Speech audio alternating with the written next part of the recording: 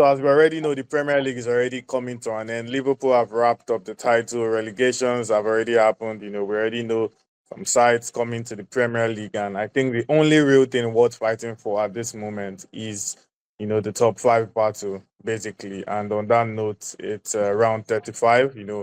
After this weekend, we'll have just three more game weeks, and it's safe to say it has been a swell season so far. But regardless, in the remaining weekends to come, we still have lots of games, to happen, and we'll be giving our best prediction and picks as we usually do.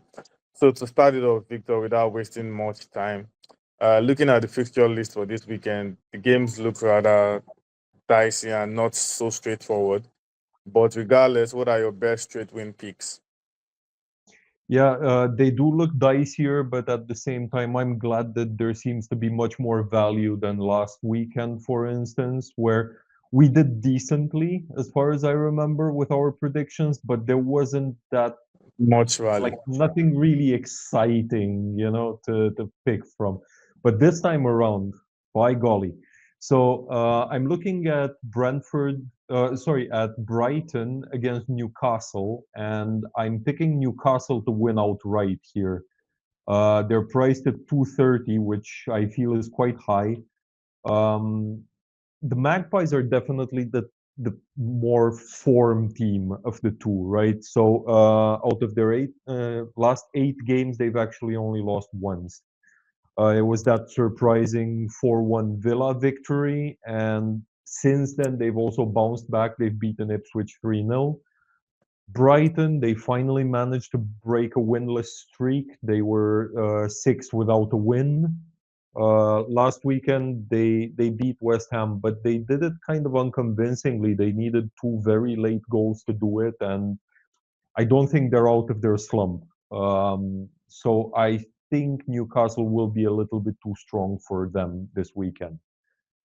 My second outright pick is Everton versus Ipswich. I'm picking Everton to win. It's at 148. It's pretty nice, pretty safe, I think. Ipswich, they've got one win in their last 10 games in all competitions. Since they managed that one win, they had four further games and lost three of them and drew the other. The opponents have been tough, that's true, but at the same time, I think Everton have enough about them to win this one. And my third one you're not going to like, it's Arsenal against Bournemouth, and I'm going with a double chance of draw or Bournemouth win. Now it's at 1.72, so naturally I should say our viewers should make their own minds about this one. Um, but I think that Arsenal just have bigger fish to fry. They're not going to view this as a priority fixture. The title's already sealed and, for better or worse, lost. Um, and they'll be looking to the UCL semi-final second leg. They are trailing against Paris, so I think there's no proper incentive for Arteta to go all out here. He'll probably rest some key players in order to get the better of them in the best out of them in Paris. So I think Bournemouth will take advantage of that. Yeah, fair enough. I think we both share similar sentiments on that particular fixture. To be fair, I can't fault that because I think Mateta has, like you said, bigger fish to fry. I don't think it will be more than bothered if Arsenal get a draw. Maybe even if they lose, as long as it's not an embarrassing scoreline. I don't think Yeah. stranger things would have happened anyways. But for my straight win picks for this weekend, just like you said, I'm also backing Newcastle to beat Brighton because I think there's some value there since they are, on the road. And there's probably not much value with City beating Wolves, but I think they can do it on a minus 1.5 handicap. I think City can beat Wolves on a minus 1.5 handicap. Okay. Yeah, or a one goal handicap anyway, since Wolves are actually good at scoring goals as well. Since Wolves are probably good at scoring goals as well. So a one goal handicap works for City. And for the first time, I think in probably well over how many videos we've done, I think West Ham and Tottenham are both terrible at the moment. In fact, just 1 point separates them, 16th and 17th. Both of them are terrible, but I think Spurs are less terrible, slightly less terrible. So I'm backing Spurs to beat West Ham because there is value in backing them to win on the road as well. Okay, So yeah. you're a braver man than I am. I'm not picking that one. Yeah, fair enough. And moving on, Victor, your best goal market tips, overs and unders, if you have any. I only have overs, and they're all kind of run of the mill over 2.5s. I'm looking at Chelsea v Liverpool over 2.5 at 1.57. Both teams are involved in games with three or more goals. In their last five games, Chelsea have four with three or more goals, Liverpool three with three or more goals. And also because Chelsea, comparative to other English teams in Europe this week, they don't have as tough of a job in the Conference League against Djurgården. And of course, unless there's an almighty collapse against the underdogs tonight, I think they will continue to give 100% in the Premier League to finish in the top five. At the same time, for Liverpool, pressure is often, but we know that's when they get involved in high-scoring games if seasons past are anything to go by. Another over 2.5 goals is Brighton versus Newcastle again. So it's also at 1.57, just like Chelsea versus Liverpool. And if you look at the Premier League table for involvement in games with three or more goals, these two are kind of setting the pace. So Brighton is actually first in that table.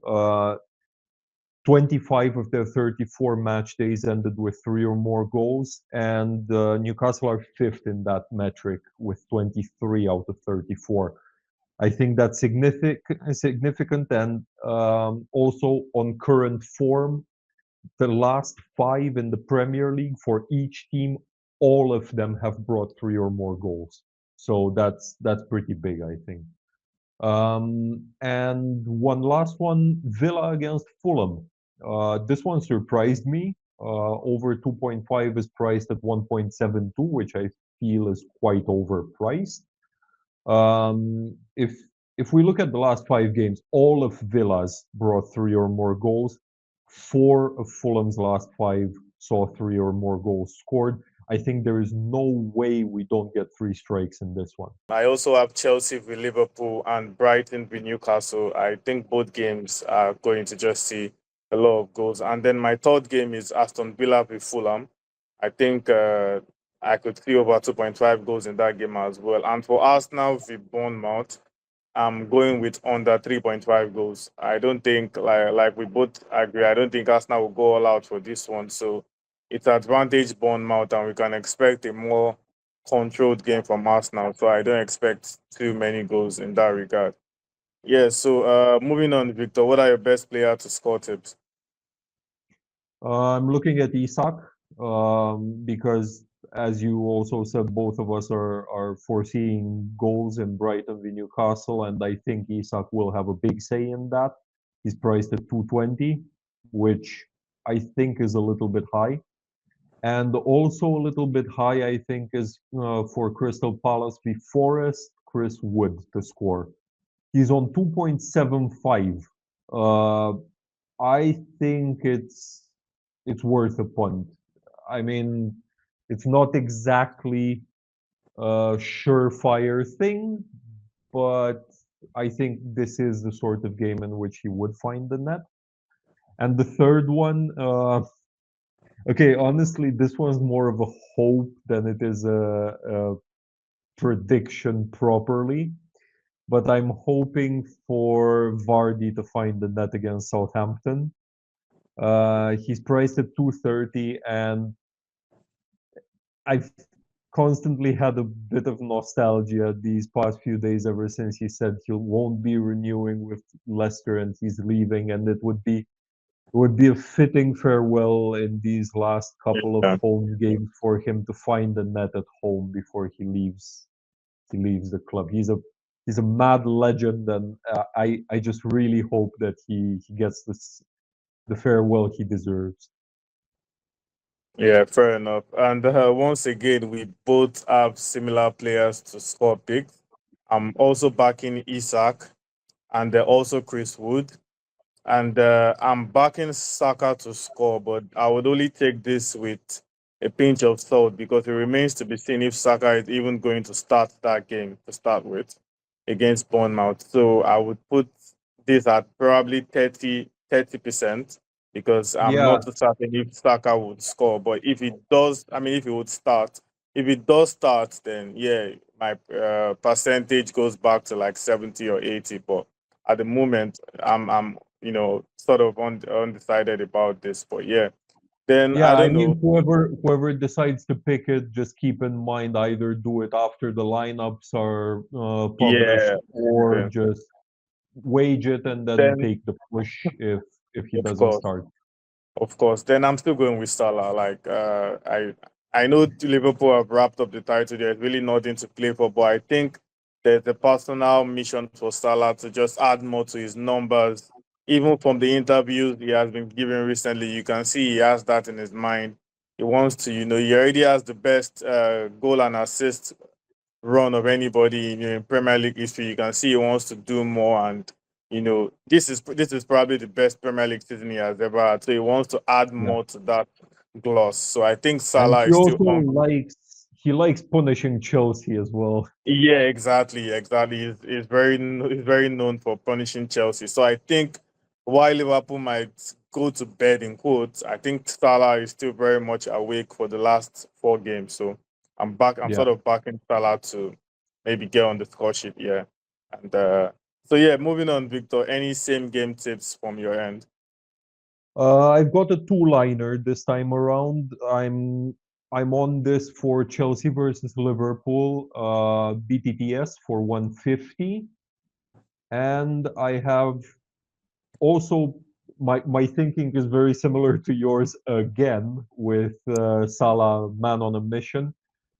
Three or more shots, not necessarily on target from Mo Salah, is priced at two. So I can't let that go. It's really good. So I'm picking these two. Overall odds for the builder are three, and I think that's pretty solid for a two-liner like this one. Yeah, fair enough. Fair enough. And on a final note, any bold opportunity to take advantage of? Yeah, so I'm picking Cunha to score against City. I mean, he's a guaranteed starter, and he does look like he's had a point to prove after that stupid outburst that got him suspended for 4 games. He's come back. He's come back as hot as he's ever been.